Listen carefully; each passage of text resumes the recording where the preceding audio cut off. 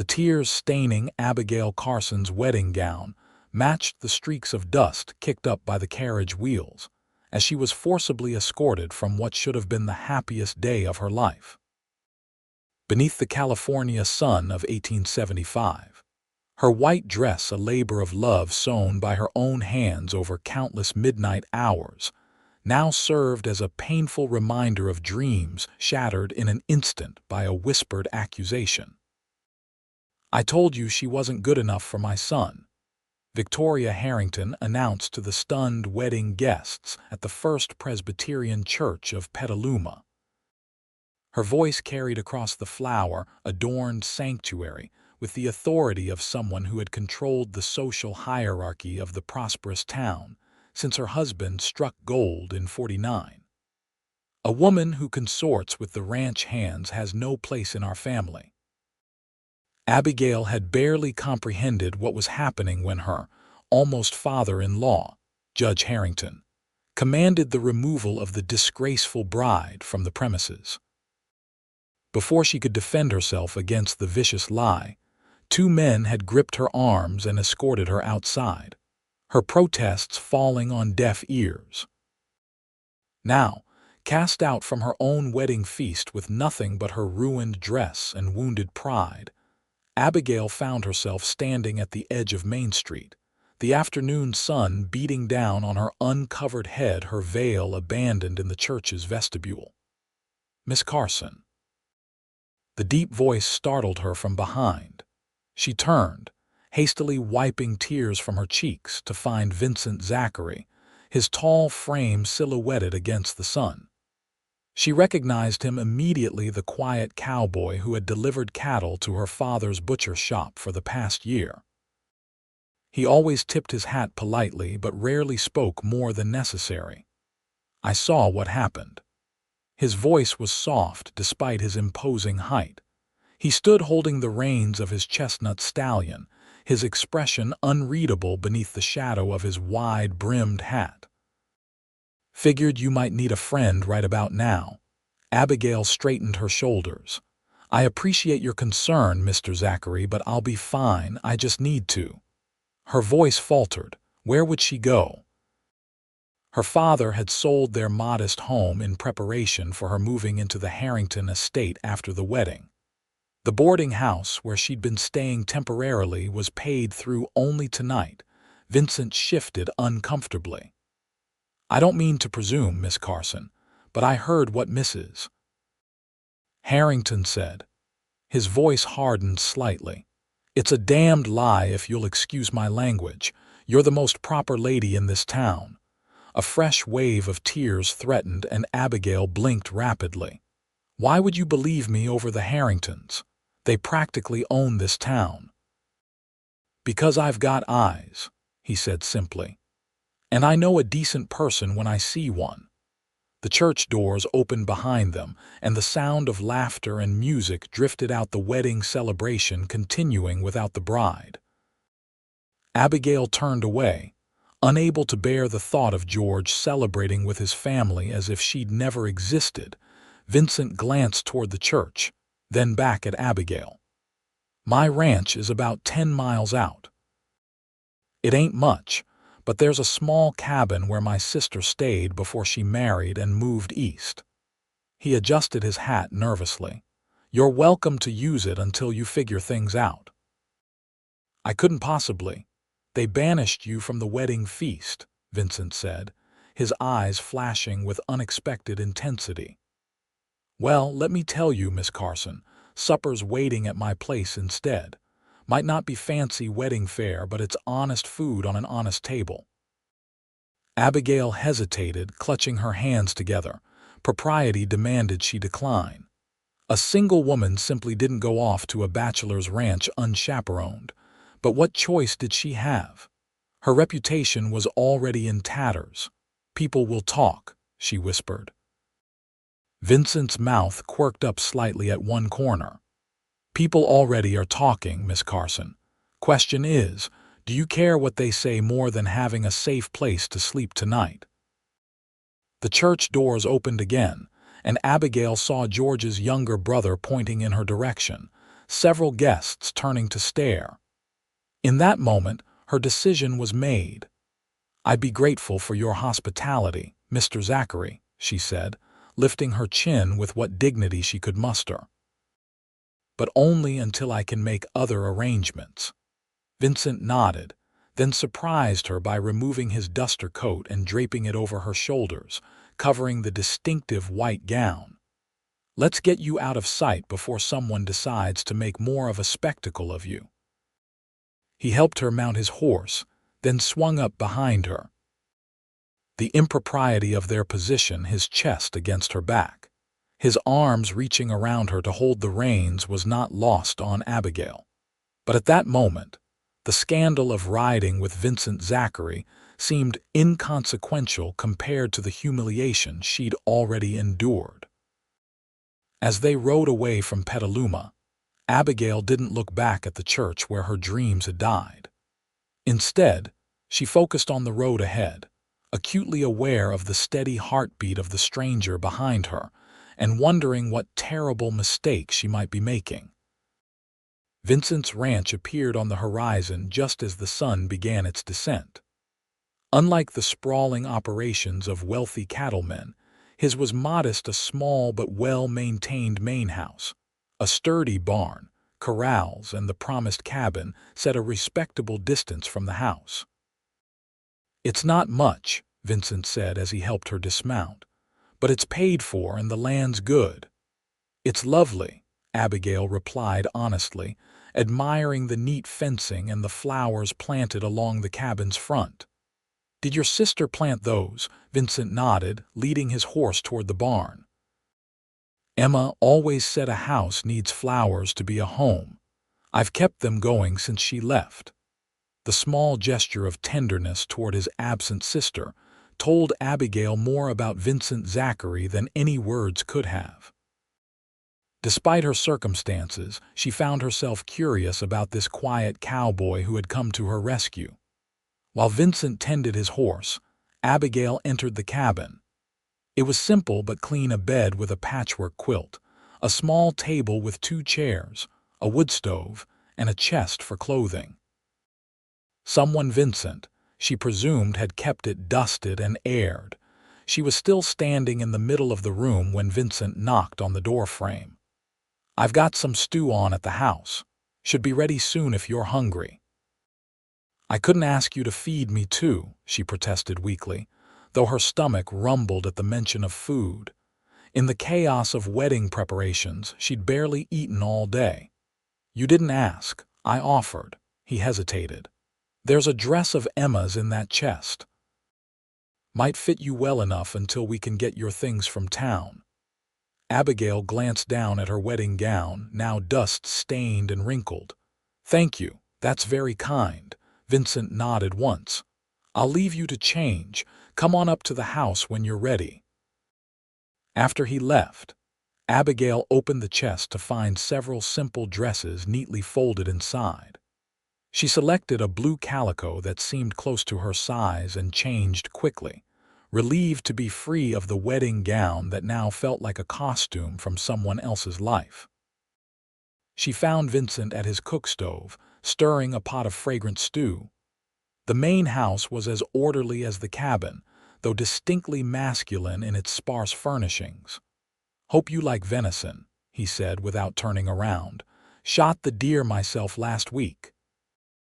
"I'm sure it's delicious," she replied, hovering uncertainly in the doorway.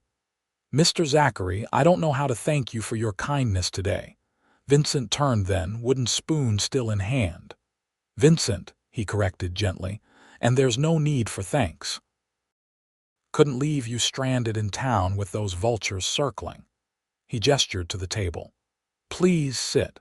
Food's ready." The meal was simple but hearty: venison stew, cornbread, and canned peaches for dessert. They ate in relative silence, the events of the day hanging heavily between them.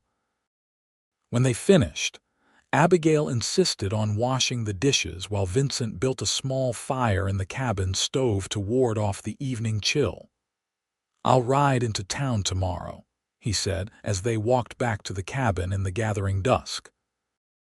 See about getting your belongings from wherever they are being kept." "The boarding house on Oak Street," Abigail replied. "Mrs. Hollister's place. But please don't trouble yourself, it's no trouble." Vincent stopped at the cabin door. "Is there anything else you need tonight?" Abigail shook her head, suddenly overwhelmed by the strangeness of her situation. This morning she had awakened as a bride, excited to begin her new life. Tonight she was essentially homeless, dependent on the charity of a man she barely knew. Vincent seemed to read her thoughts. "Miss Carson, I know this isn't proper, you being here unchaperoned, but I give you my word as a gentleman you're safe. The door has a lock and I won't come near unless invited." "I believe you," Abigail said softly, and strangely she did. Despite knowing him only as her father's occasional customer, she sensed no threat from Vincent Zachary. "Good night then, Miss Carson. Try to get some rest." "Abigail," she corrected. "And thank you again, Vincent." He touched the brim of his hat in response, then turned and walked back toward the main house, his tall figure soon swallowed by the darkness. Alone in the cabin, Abigail finally allowed herself to fully process the day's events. George Harrington, the man she had loved since she was 16, had stood silent while his mother declared her unfit to marry into their family. The accusation that she had been intimate with one of the ranch hands was so absurd, it might have been laughable if it hadn't destroyed her life in an instant. As she curled up on the unfamiliar bed, she wondered if George would come looking for her, demand an explanation from his mother, fight to clear her name. But deep down, she knew he wouldn't. George had always bent to his mother's will, and today had proven that his love for Abigail wasn't strong enough to withstand Victoria Harrington's disapproval. Exhausted from emotion, Abigail fell into a restless sleep, dreaming of white dresses turning to dust and faceless wedding guests pointing accusing fingers. Morning arrived with the crowing of a rooster and the warm California sun streaming through the cabin's single window. For a blissful moment, Abigail forgot where she was and why. Then reality crashed back, bringing with it the full weight of her situation. She splashed water on her face from the basin Vincent had provided, pinned up her hair as best she could without a mirror, and smoothed the borrowed dress. Taking a deep breath, she opened the cabin door to face whatever this strange new day might bring. Vincent was already at work, mending a section of corral fencing. He straightened when he saw her, wiping his hands on his denim pants. "Morning," he called. "Coffee's hot in the house if you want some. Eggs too." "Thank you," she replied, making her way to the main house. She found the promised coffee and a plate of eggs keeping warm on the back of the stove. After helping herself, she sat at the kitchen table, uncertain what to do next. Vincent entered a few minutes later, pouring himself coffee before joining her. "Sleep all right?" he asked. "Well enough," she lied, not wanting to burden him with her troubles. "What time will you be going to town? Thought I'd head out after finishing that fence section." "About an hour, I reckon." He studied her over the rim of his cup. "You're welcome to come along if you want, though it might be easier on you if I fetched your things." Abigail considered this. Part of her wanted to hide away from the prying eyes and vicious gossip that surely awaited in Petaluma. Another part, the proud, defiant part, wanted to walk down Main Street with her head held high, showing everyone she hadn't been broken. "I think I should come," she decided. "There are some matters I need to attend to personally." Vincent nodded, respecting her decision without question. "We'll leave when you're ready then." The ride to town was mostly silent. Abigail rode a gentle mare Vincent kept for occasional visitors, while he sat tall on his chestnut stallion. As they approached Petaluma, anxiety tightened her chest, but she straightened her back and lifted her chin. The town was bustling with its usual weekday activity. A few heads turned as they passed, and Abigail heard whispers following in their wake. She kept her eyes forward, focusing on the boarding house ahead. Mrs. Hollister met them at the door, her normally cheerful face pinched with concern. "Oh, Miss Carson, I was worried sick when you didn't return last night. Then I heard the most dreadful rumors," she broke off, glancing at Vincent with obvious suspicion. "Mrs. Hollister, this is Mr. Zachary," Abigail said calmly. "He kindly offered me accommodation after yesterday's unfortunate events. I've come to collect my belongings." The older woman's eyes widened further. "You're staying with him, unmarried. Oh, my dear, that won't help the gossip one bit." "I'm staying in his sister's cabin," Abigail clarified, though she knew the distinction would matter little to the town gossips. "And only until I decide what to do next." Mrs. Hollister shook her head disapprovingly but stepped aside to let Abigail enter. "Your room's as you left it.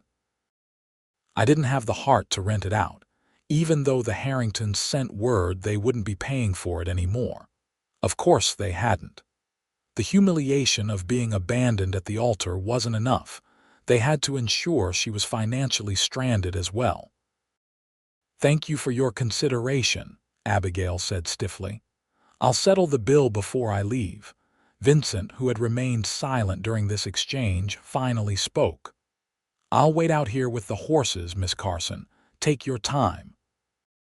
In her small rented room, Abigail packed her modest possessions quickly.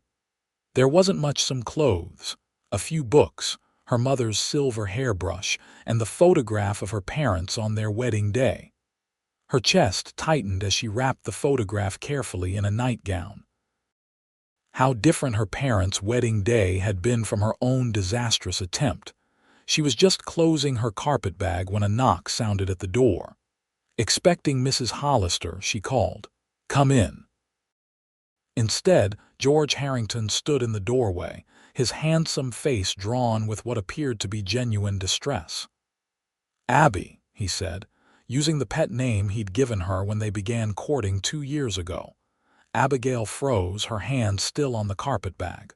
"George, I didn't expect to see you. I've been looking everywhere for you." He stepped into the room, closing the door behind him. "When you weren't at your father's old place, I thought. I don't know what I thought. Did you think I might have run off with a ranch hand?" The words came out sharper than she intended, but she couldn't help herself. "Since apparently that's the sort of woman I am." George winced. "Abby, you know I don't believe that. Mother was." She was confused. "Someone told her they saw you with who?" Abigail demanded. "Who supposedly saw me doing something so improper. And with whom?" Your mother's accusation was conveniently vague. George ran a hand through his neatly combed hair, a gesture of frustration she'd seen many times. "I don't know. She wouldn't say. But Abby, I'm sure it's a misunderstanding. If you just come speak to her." "No." The word came out with quiet finality. "I will not beg for the approval of a woman who publicly humiliated me on what should have been the happiest day of my life. And neither, apparently, will you stand up to her on my behalf." "That's not fair," George protested. "I tried to reason with her, but she was so certain, and Father backed her up. What was I supposed to do?" Abigail looked at the man she had planned to spend her life with and saw him clearly for the first time. Handsome, charming George Harrington, who had courted her so persistently, had never been strong enough to stand against his family's influence. "You were supposed to believe in me," she said softly. "You were supposed to be my husband, George, forsaking all others, remember? That includes your mother." George stepped closer, reaching for her hands. "I still want to marry you, Abby. We can work this out. Mother will come around eventually." Abigail stepped back, avoiding his touch. "No, she won't. And even if she did, I'm not sure I want to marry into a family that could treat me this way." She picked up her carpetbag. "Goodbye, George." "Wait." His voice took on an edge of panic. "Where are you staying? People are saying you left town with Vincent Zachary." You can't be serious about staying with him. He's just a cowboy with a small spread and no prospects." The dismissive way George spoke of Vincent, who had shown her nothing but kindness when she needed it most, sparked an unexpected flare of anger. "Mr. Zachary has been a gentleman, which is more than I can say for your family, and my living arrangements are no longer your concern." George's expression hardened. "Be reasonable, Abby. You're upset, I understand that, but staying with Zachary will destroy whatever reputation you have left." "My reputation?" Abigail laughed bitterly. "The one your mother already shredded in front of half the town. That reputation." Before George could respond, another knock came at the door, followed by Mrs. Hollister's voice. "Miss Carson, is everything all right in there?" Abigail moved to open the door. The landlady stood there with Vincent towering behind her, his expression carefully neutral, though his eyes flicked between Abigail and George with obvious concern.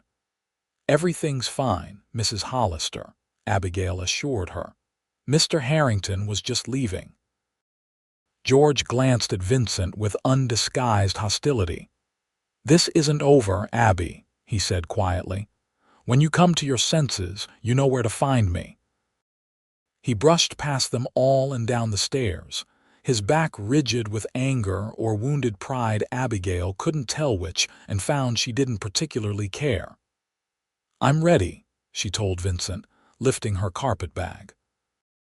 Vincent took it from her without comment, his calloused hand briefly touching hers in the exchange. That small contact, oddly reassuring, steadied her for the public gauntlet they would face walking back through town, after settling her bill with Mrs. Hollister, who accepted payment with evident relief. Abigail walked out of the boarding house with her head high. Vincent secured her bag to the mare's saddle, then helped her mount, his strong hands respectful at her waist. They had just turned the horses toward the town's edge when a woman's voice called out, "Wait! Abigail Carson!" Abigail turned to see Marjorie Fletcher, the dressmaker who had sold her the fabric for her ill-fated wedding gown, hurrying toward them. Despite her better judgment, Abigail reined in her horse. "Miss Fletcher," she acknowledged coolly. The dressmaker had been friendly enough when Abigail was to marry into Petaluma's most prominent family. She wondered what the woman wanted now. "I just heard what happened," Marjorie said, slightly breathless. "Victoria Harrington's accusation, it's not right, and I think I know why she did it." Abigail exchanged a quick glance with Vincent, who had pulled his horse alongside hers. "What do you mean?" Marjorie looked around nervously, then lowered her voice. "2 weeks ago, Victoria came into my shop asking about wedding gowns. When I mentioned I'd sold you fabric for yours, she seemed upset. She asked who was making your dress, and I told her you were sewing it yourself." Abigail frowned, not understanding. "Why would that upset her?"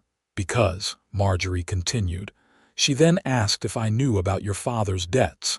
She implied he owed money all over town and that you were only marrying George for his family's money." The accusation was so absurd that Abigail gasped.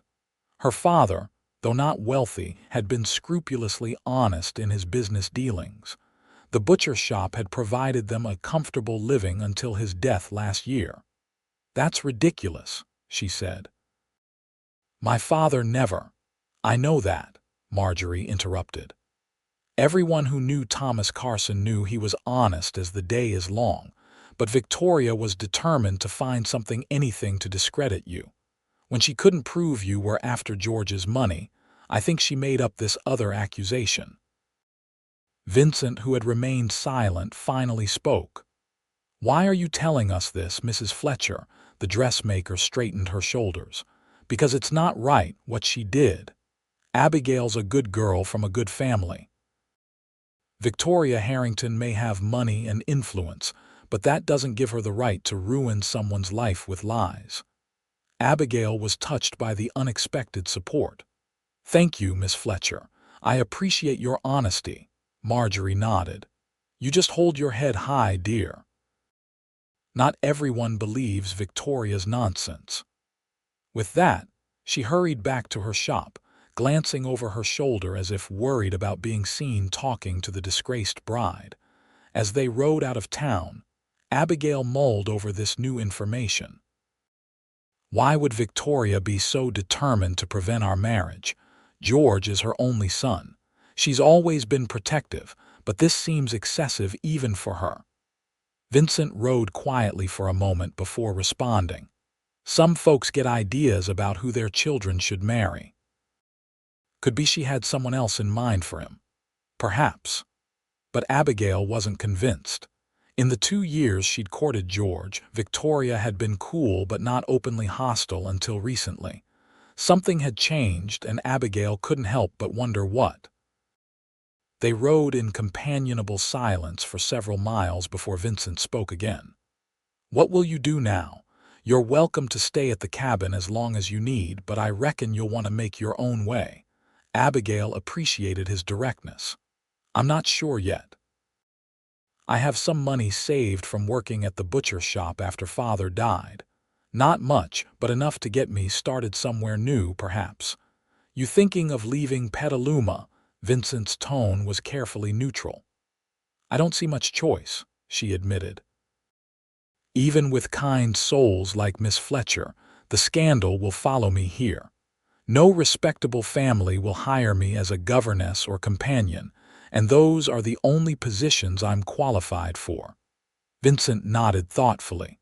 Shame about your father's shop. You seem to have a knack for the business side of things. Abigail glanced at him, surprised. How would you know that? A hint of color touched his tan cheeks. I noticed when I deliver cattle.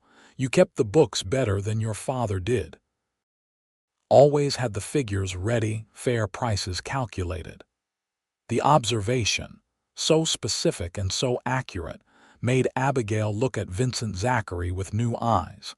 She had assumed he barely noticed her during those brief business interactions, yet he had seen and remembered these details. You're right, she said. I did enjoy the business aspects. Father taught me well. Ever think of doing something like that again? Vincent asked. Not butchering necessarily, but the commercial side of things. Abigail shook her head. A woman running a business on her own, in Petaluma. After this scandal, I can't imagine anyone would patronize my establishment. They had reached the turnoff to Vincent's ranch, and he guided his horse onto the narrower trail before responding. Doesn't have to be in Petaluma. Lots of growing towns in California these days. The suggestion lingered between them as they rode the remaining miles to the ranch. By the time they arrived, Abigail's mind was whirling with possibilities. She had never considered leaving Petaluma before it was where she'd been born, where her parents were buried, but perhaps Vincent was right. A fresh start elsewhere might be her best option.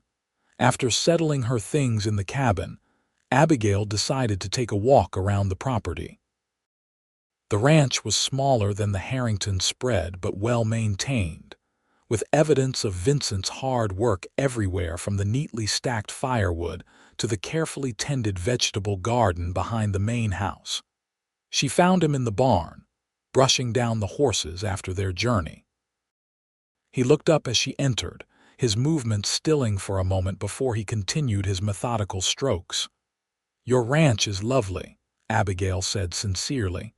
How long have you owned it? Going on 5 years now, Vincent replied. Worked as a ranch hand myself before that, saved every penny. Bought this place when the previous owner decided to try his luck in Oregon. You've done well with it, she observed. It feels cared for. A small smile curved his lips. That's about the nicest compliment anyone's given it. He set down the brush and turned to face her fully. Miss Carson, Abigail, there's something I should tell you now that you're staying here. The serious tone made her wary. Yes, I know more about you than I let on in town. He said it plainly, without artifice. I've been delivering cattle to your father's shop for 3 years, not just the past year. I watched you grow from a girl helping her pa to a woman running the business after he passed." Abigail frowned. "I don't understand. Why would you pretend otherwise?" Vincent leaned against the stable door, his tall frame relaxed despite the intensity of his gaze. "Because I didn't want you to feel uncomfortable about staying here. Thought if you believed we were just casual acquaintances, it might seem less presumptuous of me to offer help." "And how well do you believe you know me, Mr. Zachary?" Abigail asked, unsure whether to be flattered or concerned by his admission. "Well enough to know Victoria Harrington's accusation is the furthest thing from the truth," he said firmly. "Well enough to know you deserve better than George Harrington, who couldn't stand up for his own bride." He paused, then added more quietly, "Well enough to wish I'd spoken up before you agreed to marry him." The implication of his words hung in the air between them. Abigail felt her cheeks warm under his steady gaze. "Are you saying—" "I'm saying I've admired you from afar for a long time, Miss Carson," Vincent interrupted gently.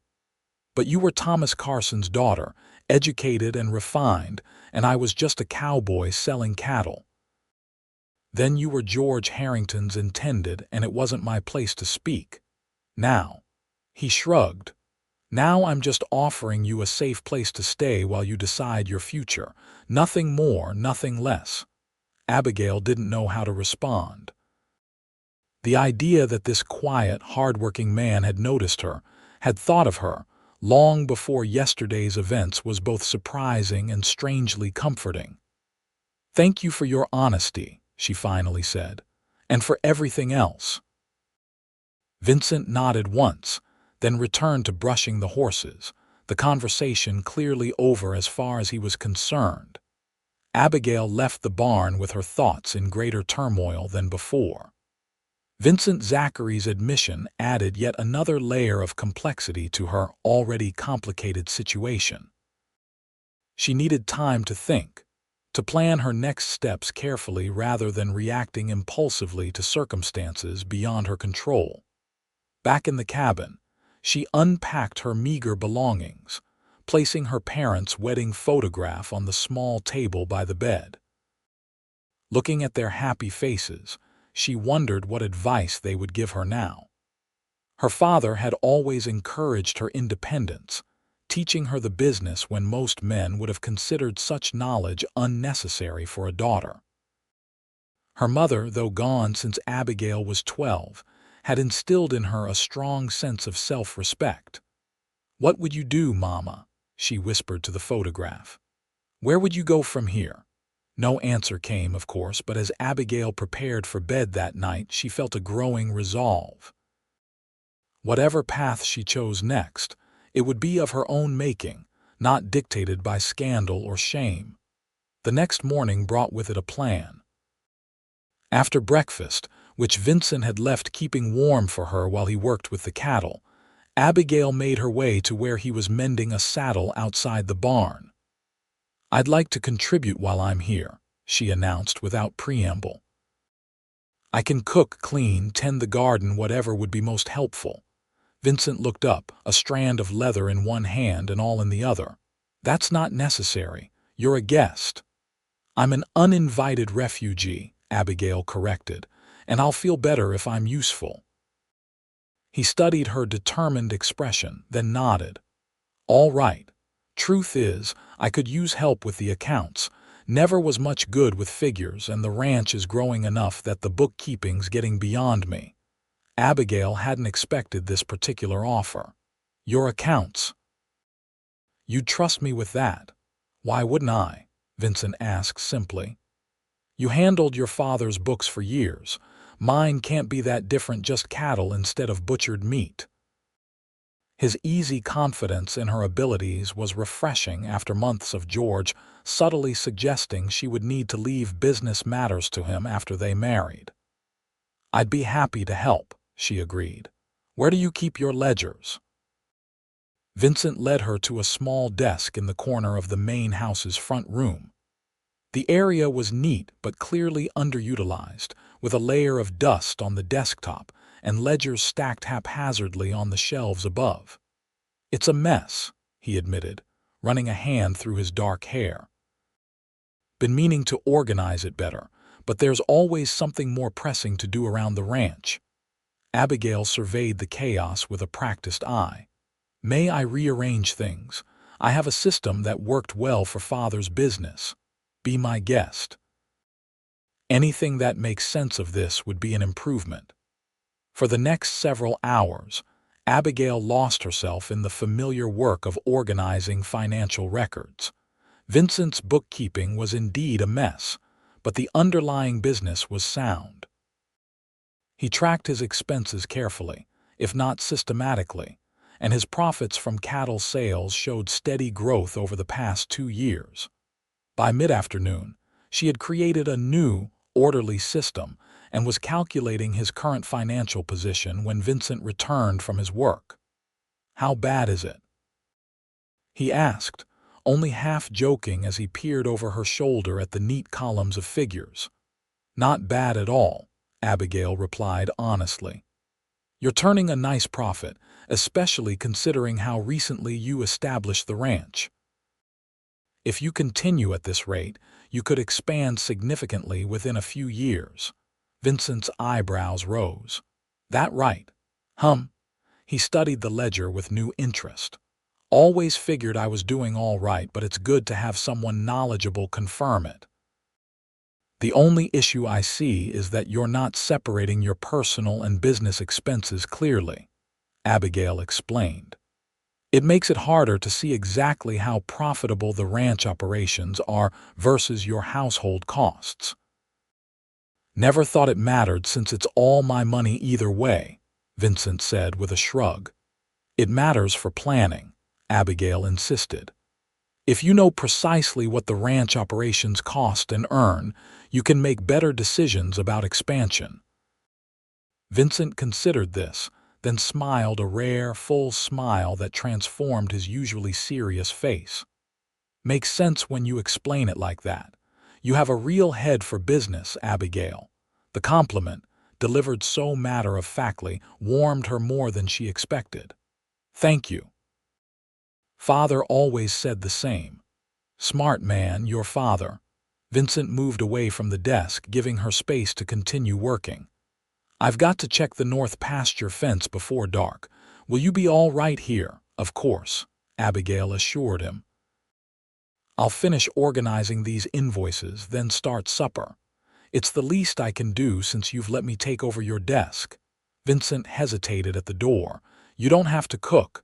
I've managed on my own for years." "I know I don't have to," Abigail replied, "but I'd like to." "Unless you object to a woman using your kitchen." The question, intended lightly, seemed to catch Vincent off guard. "No objection at all.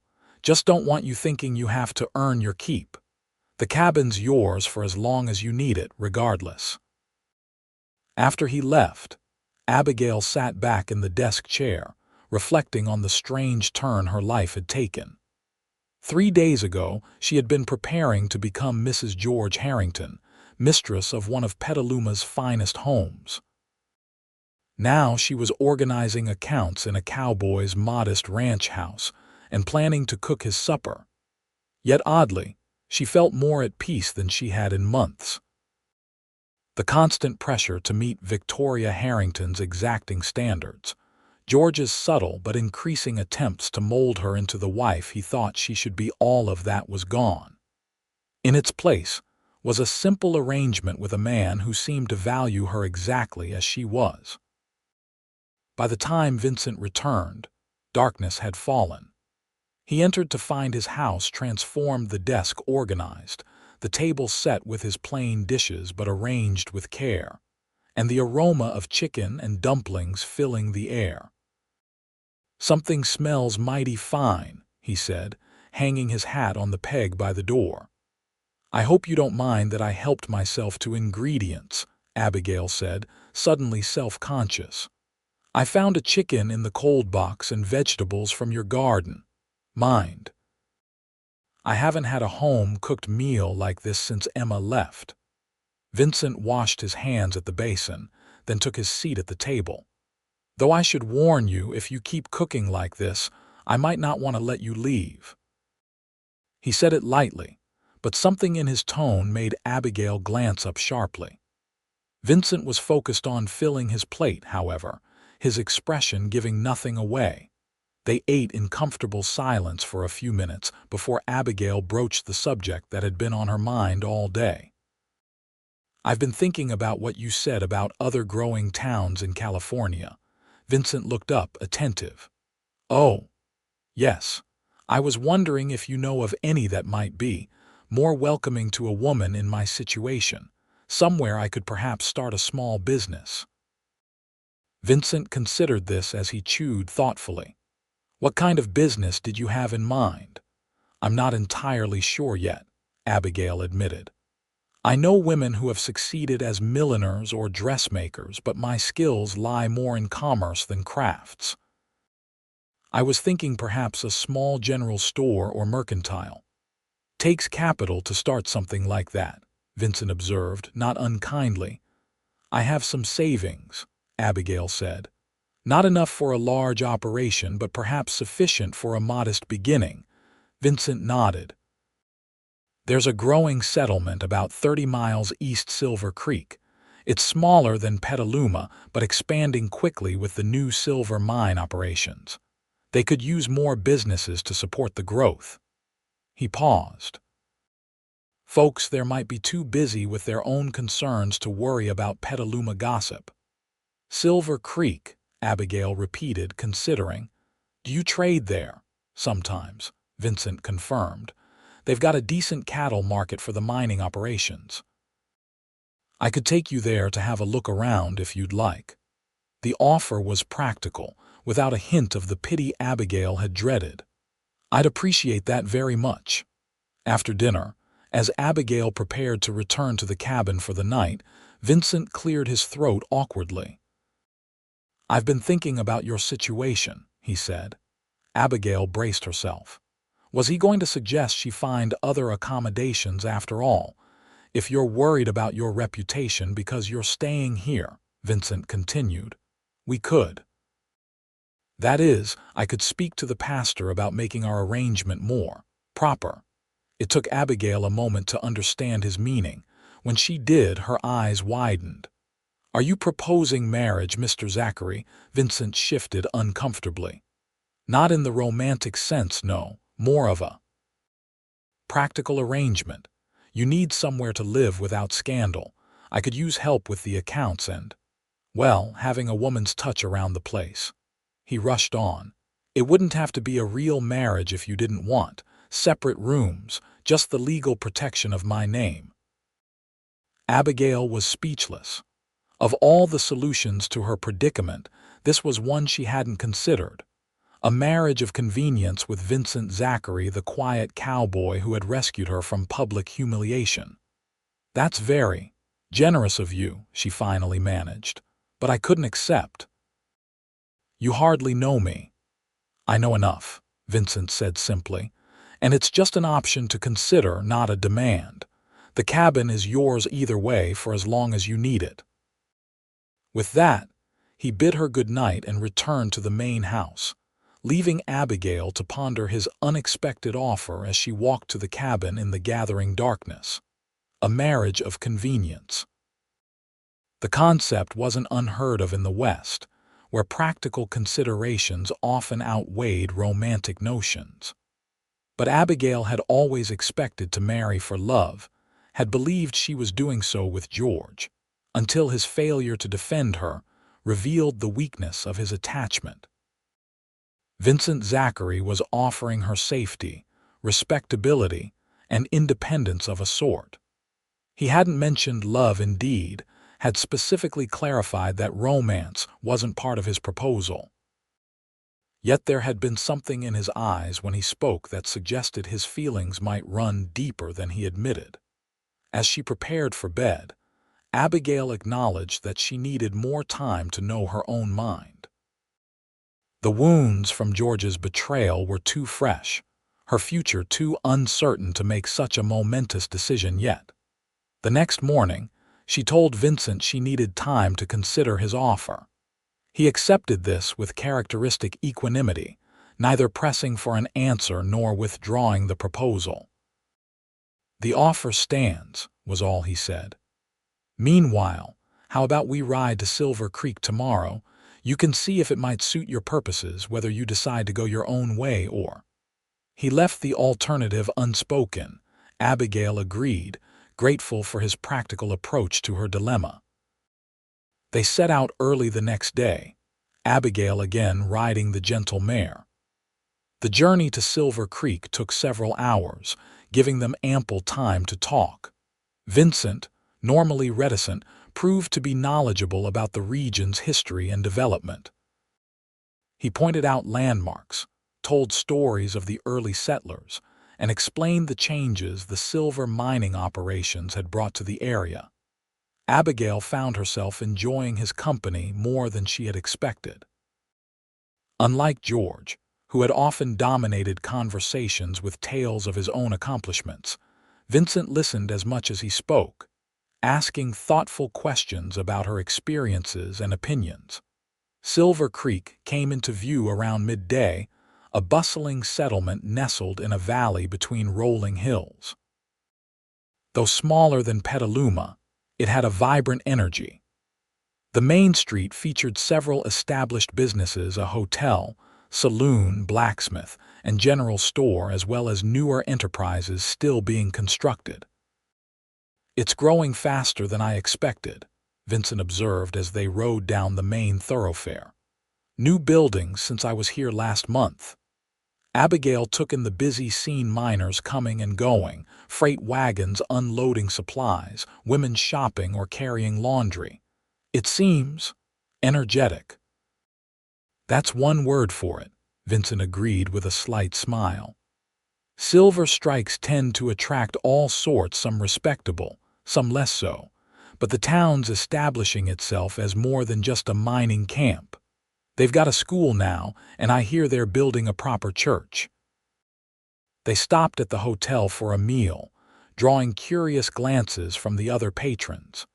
Vincent was known to some, who greeted him with nods or brief conversations. He introduced Abigail simply as Miss Carson from Petaluma, offering no explanation for their association.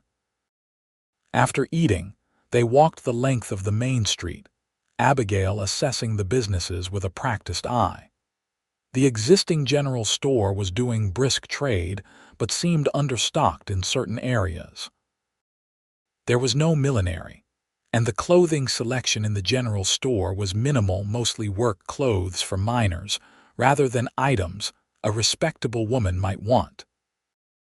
"There's opportunity here," Abigail said thoughtfully as they paused outside a vacant building with a "for sale or lease" sign in the window. "The population seems to include enough families to support more diverse merchandise than just mining supplies." Vincent nodded. "The mine owner's been encouraging workers to bring their families, trying to stabilize the community. More women and children arriving every month." Abigail peered through the dusty window of the vacant building. The space was small but well constructed, with a storefront area and what appeared to be living quarters in the back. "I wonder how much they're asking for this place." "We could inquire," Vincent suggested. "The agent's office is just down the street." The property agent, a portly man named Mr. Simmons, was delighted to show them the building. "It was a bookshop briefly," he explained as he unlocked the door, "but the owner decided Denver offered better prospects. It's been vacant 2 months now." The interior was dusty but sound, with good shelving already installed and a small but functional living space behind the shop area, a bedroom, tiny kitchen, and sitting area. "What sort of establishment were you considering, Mrs. Zachary?" Mr. Simmons asked, addressing Abigail with the assumption that she and Vincent were married. Before Abigail could correct him, Vincent spoke. "Miss Carson is considering various business options," he said smoothly. I'm just helping her evaluate opportunities. Mr. Simmons looked between them, momentary confusion giving way to a knowing smile that suggested he'd drawn his own conclusions about their relationship. I see. Well, Miss Carson, this location would suit many types of business. The terms are reasonable $15 monthly for lease, or $800 to purchase outright. Abigail did quick mental calculations.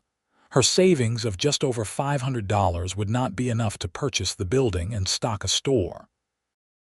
A lease was more feasible but would leave little cushion for slow periods. Thank you, Mr. Simmons, she said politely. I'll need to consider the options carefully. After they left the agent's office, Vincent asked, What do you think? Could it work for what you have in mind? Abigail sighed. The location is promising, but I'm not sure my capital is sufficient. After leasing the space and purchasing initial inventory, I'd have very little reserve for emergencies. They walked in thoughtful silence for a moment before Vincent said, I might have a proposition for you to consider separate from my other offer. Intrigued, Abigail turned to him. What sort of proposition? A business partnership, he said. I have some money set aside that I've been meaning to invest. You have the business knowledge and retail experience I lack. Together, we might manage what neither of us could alone. Abigail was stunned by the suggestion. You would invest in a business with me. Based on what evidence that I can succeed? Based on what I've seen of your abilities with your father's shop and my own accounts, Vincent said matter-of-factly. I'm not proposing charity, Abigail. I believe this could be profitable for both of us. The offer was tempting a chance to establish herself independently without the immediate financial strain of going it alone. But Abigail hesitated. What about your ranch? You couldn't manage both. No, Vincent agreed. But I have a capable foreman who already handles things when I'm away on cattle drives. With proper incentive, he could take on more responsibility. Abigail frowned. I couldn't ask you to neglect your own enterprise for mine. Not neglect evolve, Vincent corrected. The ranch is stable now. This would be diversification. His business acumen, hidden beneath the cowboy exterior, continued to surprise her. You've thought about this before today, haven't you? Vincent looked slightly abashed. Been considering ways to expand beyond just cattle for a while now. Your situation just accelerated my thinking. Abigail considered the proposition as they walked back toward the horses.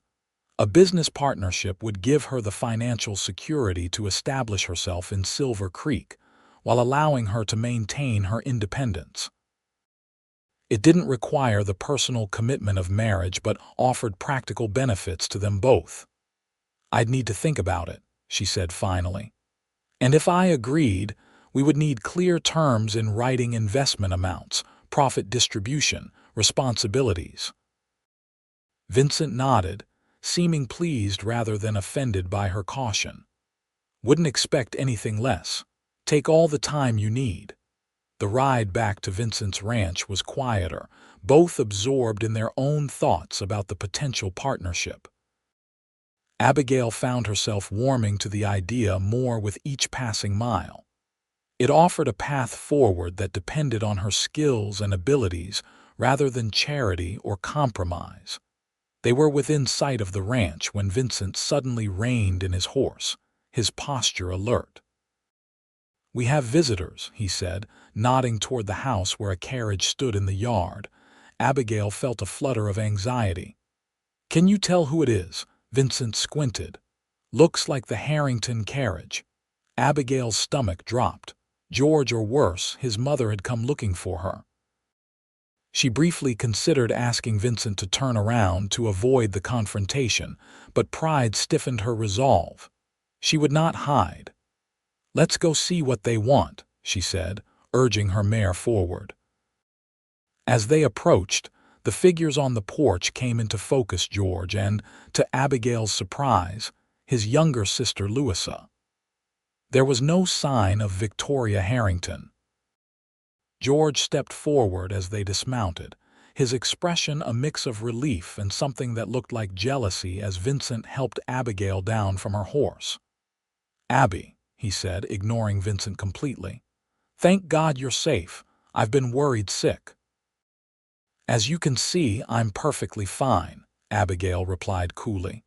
"What brings you here, George?" Louisa, who had remained on the porch, finally spoke. "I made him bring me." "Abigail, I need to talk to you. It's important." The urgency in the younger woman's voice caught Abigail's attention. Louisa Harrington was 19, shy and usually dominated by her forceful mother. For her to insist on this visit suggested something serious indeed. "Perhaps we should go inside," Vincent suggested, ever practical. "Miss Harrington looks tired after the journey." George bristled at Vincent's intervention, but didn't object as they moved into the main house. Once inside, an awkward tableau formed. George standing rigidly by the fireplace, Louisa perched nervously on the edge of a chair, Vincent leaning against the doorframe with his arms crossed, and Abigail seated at the table, hands folded in her lap. "What is it you needed to tell me, Louisa?" Abigail prompted gently. The young woman glanced at her brother, who gave a reluctant nod. "It's about Mother's accusation," Louisa began, her voice trembling slightly. "It isn't true, any of it, and I think I know who started the rumor." Abigail leaned forward, hope and anger mingling in her chest. "Who?" "Corinne Milbury," Louisa said. "George's former friend." George shifted uncomfortably at this reference to his previous attachment. Before George had begun courting Abigail, he had been widely expected to marry Corinne Milbury, daughter of his father's business partner. The match had been favored by both families, but George had ultimately chosen Abigail instead, much to Victoria's disappointment. "Corinne told Mother she saw you meeting one of our ranch hands privately," Louisa continued. "She claimed it had been going on for months." "That's absurd," Abigail protested. "I barely know any of your ranch hands, and I certainly never met with one privately." "I know," Louisa said earnestly. "That's what I've been trying to tell Mother, but she believed Corinne because—" She hesitated. "Because she wanted to," Abigail finished quietly. "She never thought I was good enough for George. This gave her the excuse she needed to stop the wedding." George stepped forward. "Abby, that's not fair." Mother was upset, yes, but she truly believed. She believed what she wanted to believe, Vincent interrupted, his voice hard. Without giving Miss Carson a chance to defend herself, without any evidence beyond the word of a woman who had reason to resent her. George turned to Vincent, eyes flashing. "This doesn't concern you, Zachary. This is between Abigail and my family." "It concerns me when you bring your family troubles to my home," Vincent replied evenly, "and when those troubles involve a woman under my protection." The tension between the two men was palpable. Abigail intervened before it could escalate further. "Louisa, I appreciate you coming to tell me this, but I'm afraid it changes nothing. The damage to my reputation is done." "But if we explain, if we tell people the truth," Louisa began. "The truth rarely travels as fast as a scandal," Abigail said gently. "And even if it did, I'm not sure I want to return to Petaluma or other plans that were made." She glanced briefly at George. George's expression hardened. "So that's it. You're choosing to stay here with him instead of clearing your name and returning to me."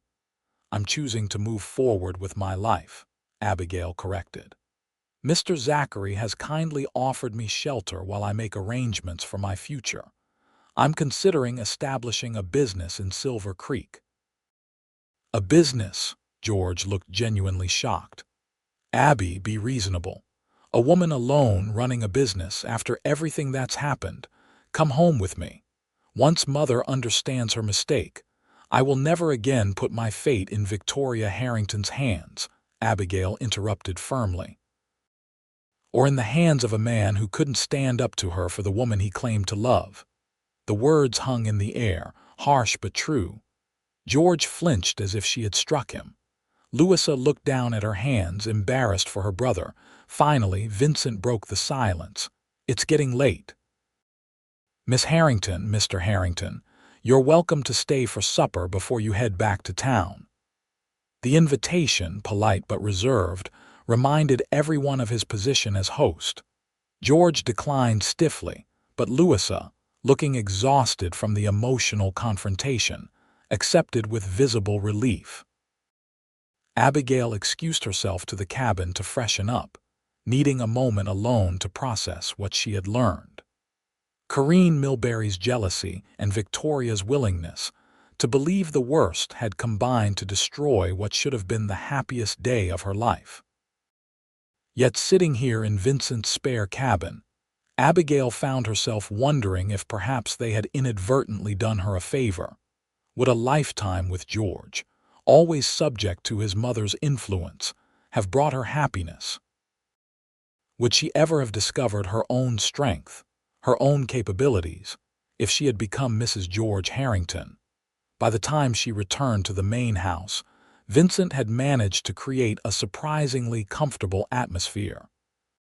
He had set the table with care, prepared a simple but appetizing meal, and was engaged in polite conversation with Louisa about the new schoolhouse being built in Petaluma. George remained stiff and formal, but even he seemed to relax somewhat as the meal progressed.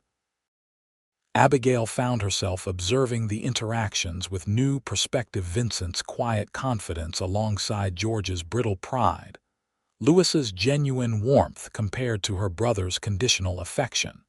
After dinner, as George and Louisa prepared to leave, Louisa embraced Abigail warmly. "I wish things had turned out differently," she whispered. "But perhaps they turned out as they should." The insight coming from someone so young touched Abigail deeply. "Thank you, Louisa, for everything." George's farewell was more formal. "If you change your mind," he said stiffly, "you know where to find me." Once the Harrington carriage had disappeared down the road, Vincent and Abigail stood in the yard, watching the dust settle in the twilight. "Are you all right?" Vincent asked simply. Abigail considered the question carefully.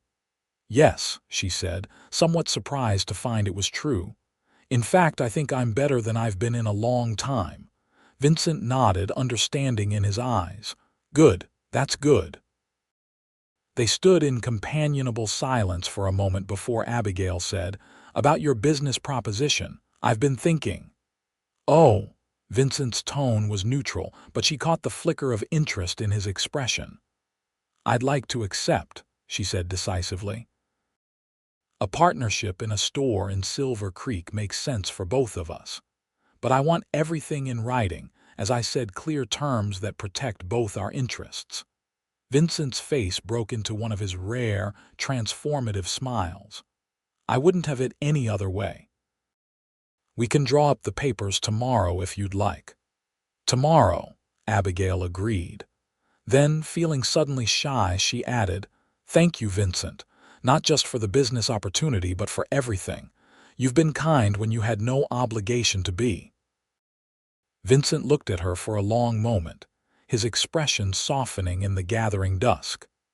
"Kindness isn't an obligation, Abigail.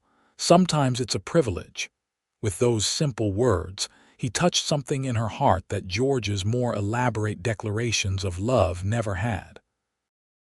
The next few weeks passed in a flurry of activity. True to his word, Vincent helped Abigail draft a thorough partnership agreement for their new venture. They would invest equally, Vincent contributing the capital he had saved, Abigail matching it with her savings and her business expertise. Profits would be shared equally, and both partners would have an equal say in business decisions. They secured the lease on the vacant building in Silver Creek, negotiating favorable terms with Mr. Simmons due to Vincent's reputation for reliability. Abigail made lists of inventory to order, researched suppliers, and planned the store's layout with meticulous attention to detail. Vincent arranged for his foreman, a capable man named Jim Hawkins, to take on more responsibility at the ranch, freeing Vincent to divide his time between the two enterprises. They agreed that Abigail would live in the rooms behind the store once it was established, giving her independence while maintaining the benefits of their partnership. Throughout these preparations, Abigail found herself growing increasingly comfortable in Vincent's company.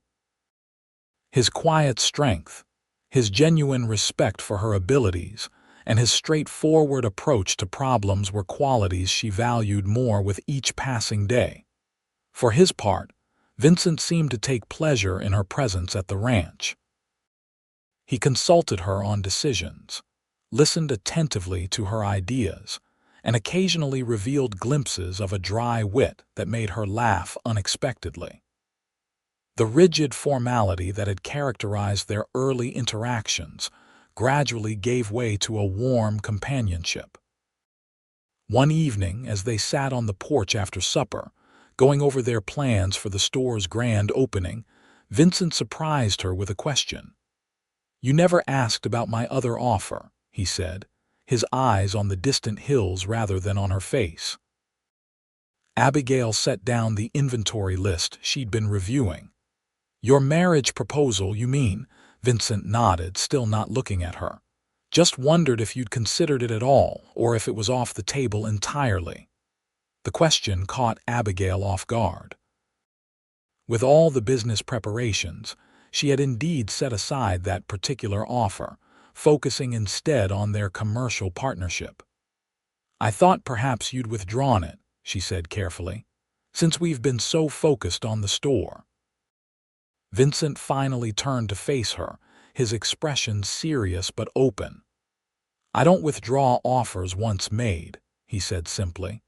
"But I understand if your answer is no. The business partnership gives you independence without the complications of marriage." Abigail studied him in the fading light, seeing beyond the taciturn cowboy to the man beneath steady, principled, and surprisingly complex. "May I ask you something, Vincent?" He nodded, waiting. "Your original proposal was practical, a marriage of convenience to protect my reputation.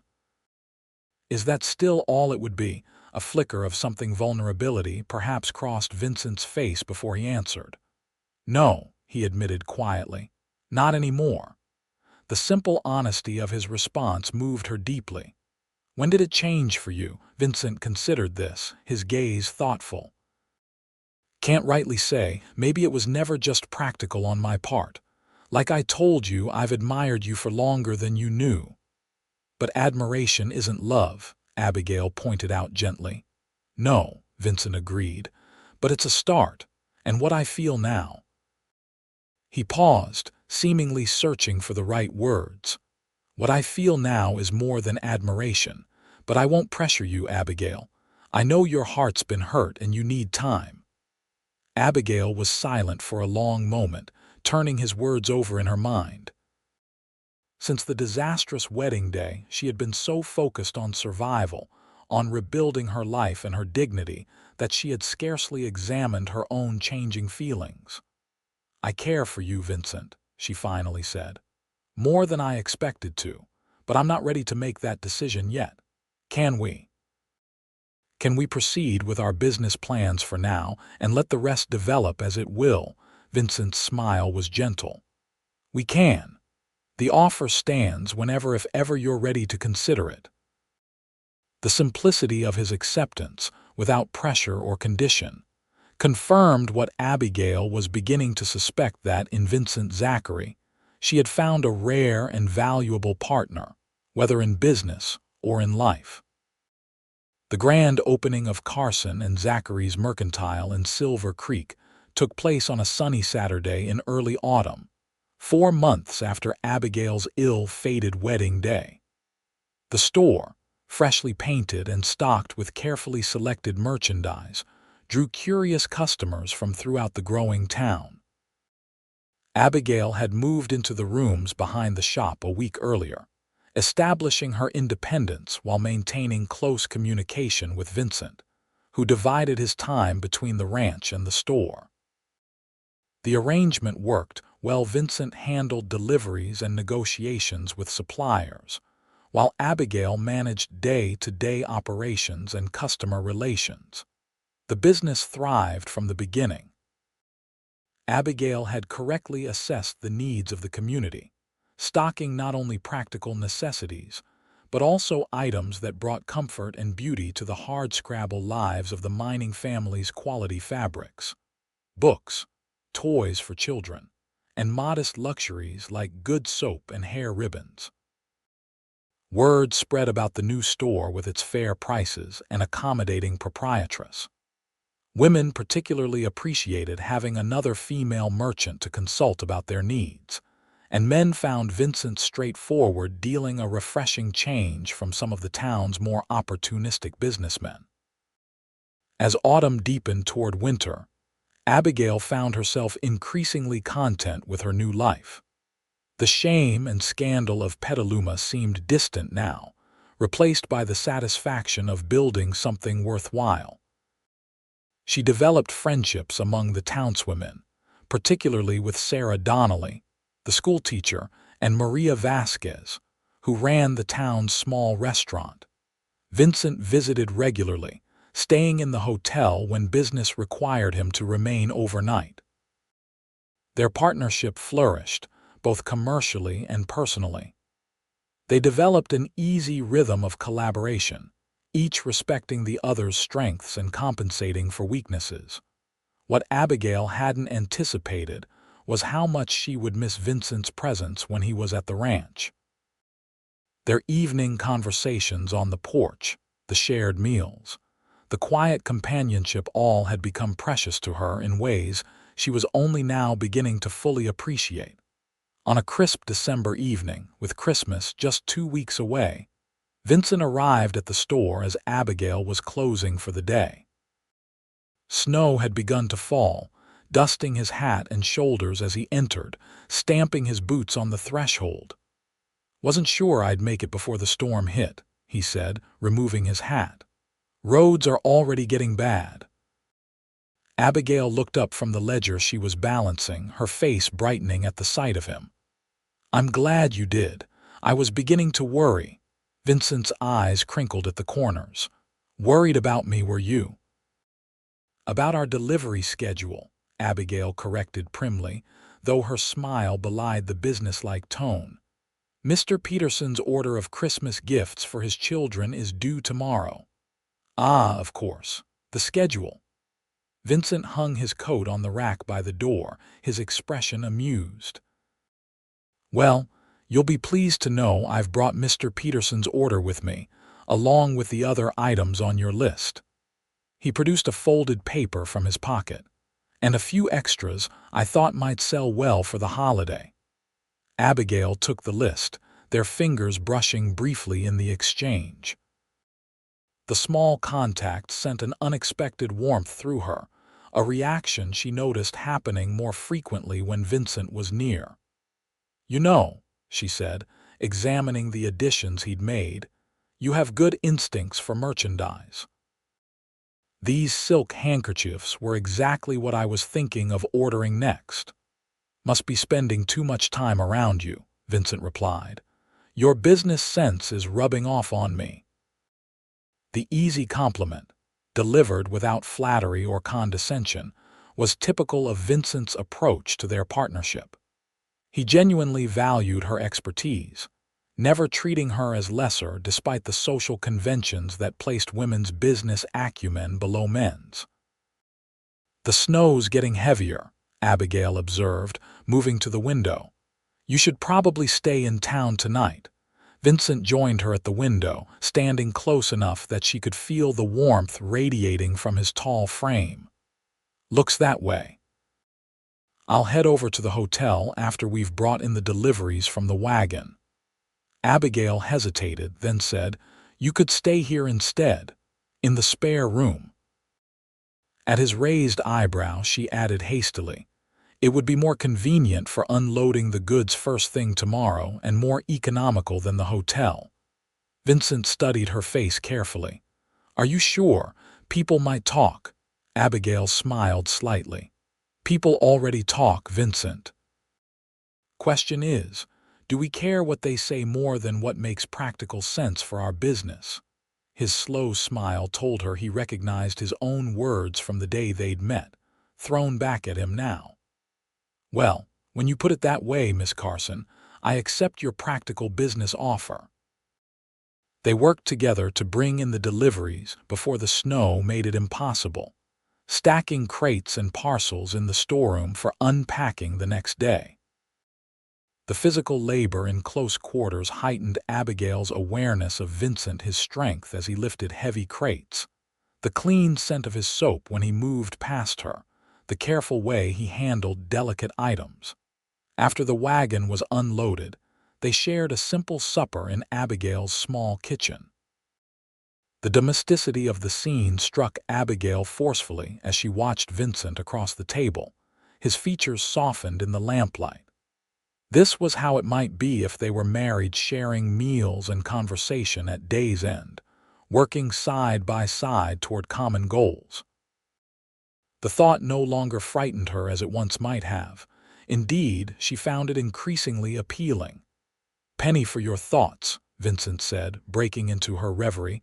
Abigail smiled. I was just thinking how different my life is now from what I expected it to be. Better or worse? Vincent asked, his tone casual though his eyes were watchful. Different, Abigail repeated. Then more softly, better in many ways, I think. Vincent nodded, understanding in his gaze. Life has a way of taking unexpected turns. Sometimes those turns lead us where we needed to go all along. After supper, they sat in Abigail's small parlor, discussing business plans for the coming year. The storm intensified outside, wind howling around the eaves of the building, but inside was warm and secure. I've been thinking, Vincent said during a lull in their conversation, about expanding our partnership. Abigail looked up from her notes. Oh, in what way?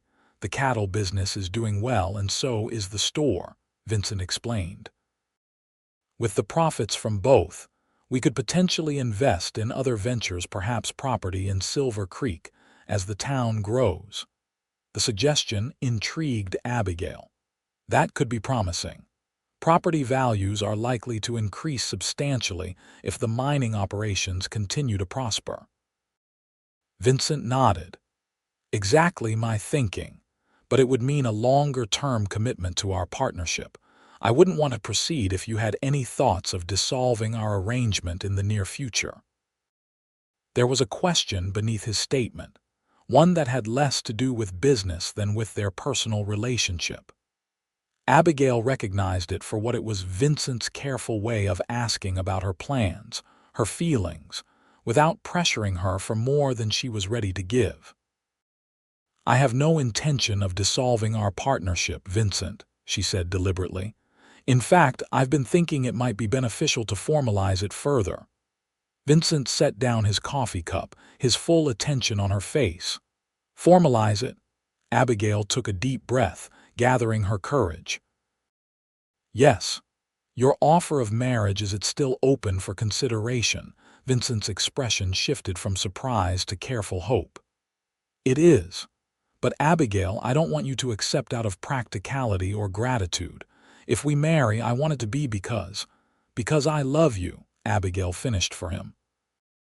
I know. And the truth is, Vincent, I believe I do. The words, once spoken, felt right, a truth she had been slowly acknowledging to herself over the past months. The quiet cowboy who had offered her supper when she was banished from her wedding feast had become essential to her happiness in ways she was only now fully understanding. Vincent's face transformed with a joy that took her breath away. Are you certain? He asked, his voice husky with emotion.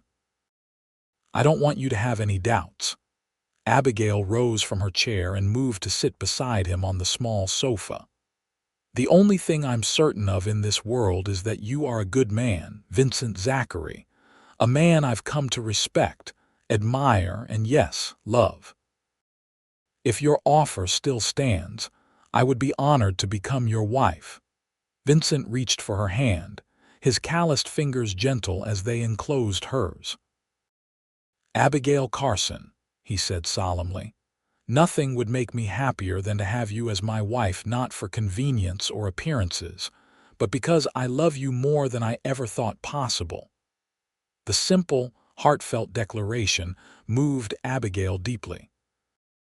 This was so different from George's courtship, no grand gestures or flowery speeches, just honest emotion and genuine respect. Vincent raised her hand to his lips, pressing a gentle kiss to her knuckles. "May I?" he asked, his eyes seeking permission for more than the chaste gesture. In answer, Abigail leaned forward, closing the distance between them. Their first kiss was tender, tentative, a promise rather than a passion. When they drew apart, the look in Vincent's eyes told Abigail everything she needed to know about the depth of his feelings. "I think," she said softly, "that our expanded partnership will be very successful indeed." Vincent's smile was radiant. "I believe you're right, future Mrs. Zachary, in business and in life." The wedding of Vincent Zachary and Abigail Carson took place on Christmas Eve in Silver Creek's newly completed church. Unlike Abigail's previous wedding plans, this ceremony was simple and intimate, attended only by the friends they had made in Silver Creek and a few of Vincent's longtime acquaintances. Abigail wore a gown of deep blue velvet rather than traditional white, a practical choice that could be worn for other occasions in the future.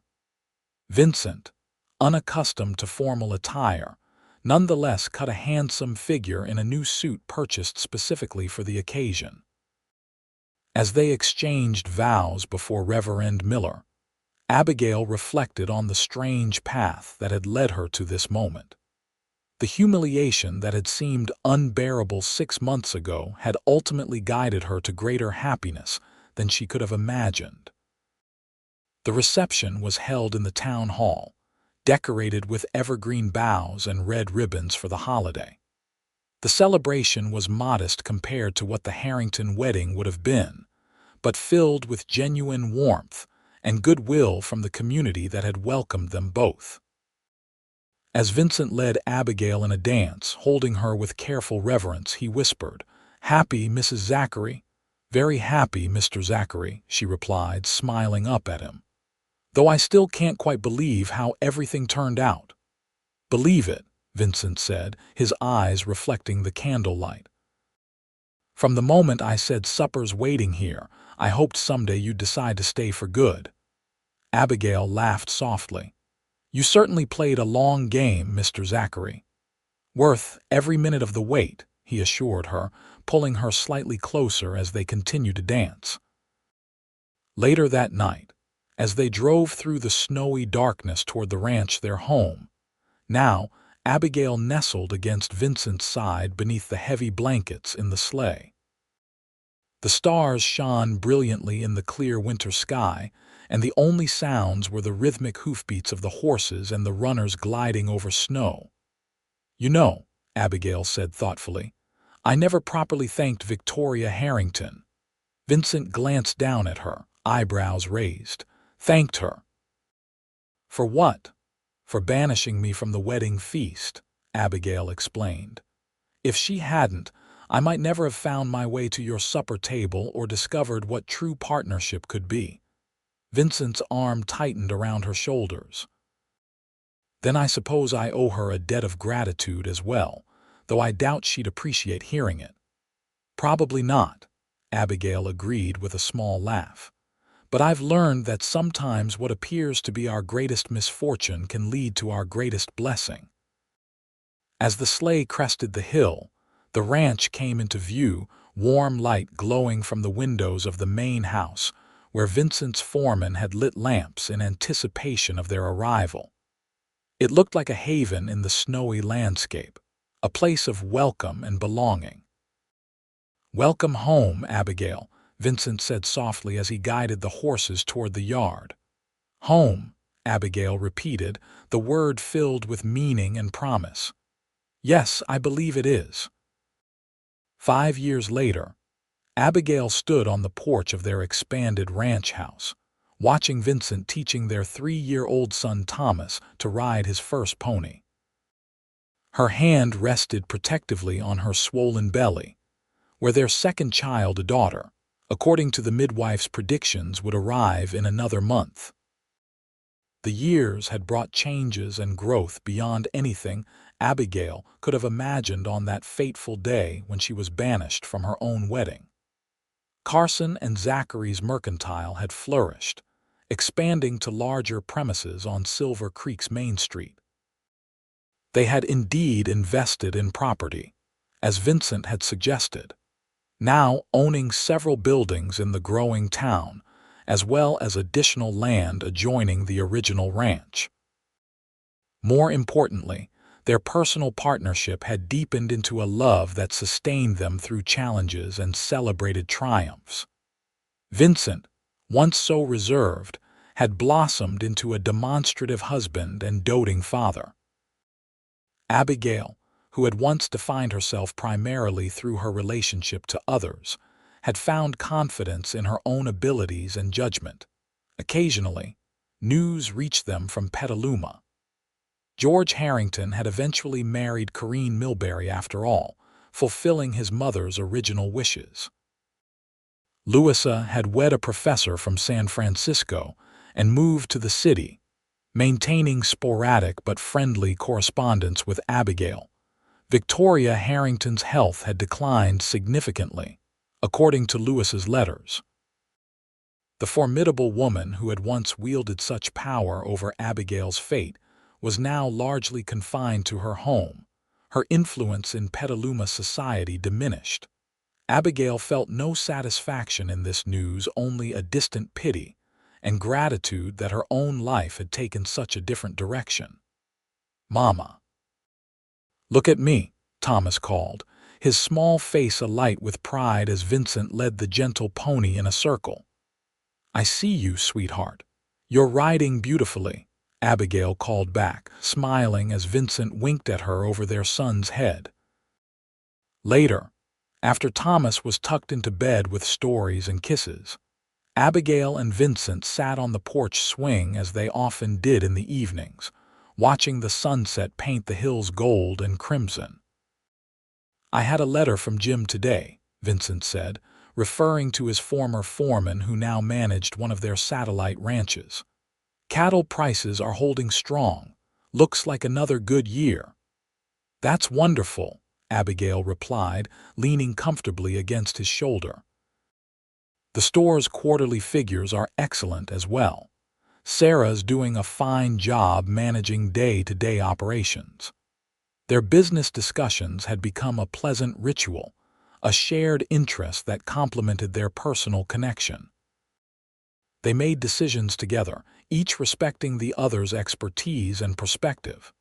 "You know," Vincent said after a comfortable silence, "I've been thinking about that day when you showed up in that wedding dress, standing alone on Main Street." Abigail looked up at him, curious. "What about it?" "I almost didn't approach you," he admitted. "Figured you'd want nothing to do with a rough cowboy on the worst day of your life. Then I thought, what if no one else offers help? And I couldn't bear the thought of leaving you there alone." Abigail reached for his hand, threading her fingers through his. "I'm very glad you did approach me, though I wouldn't call it the worst day of my life anymore, more like the first day of a better one."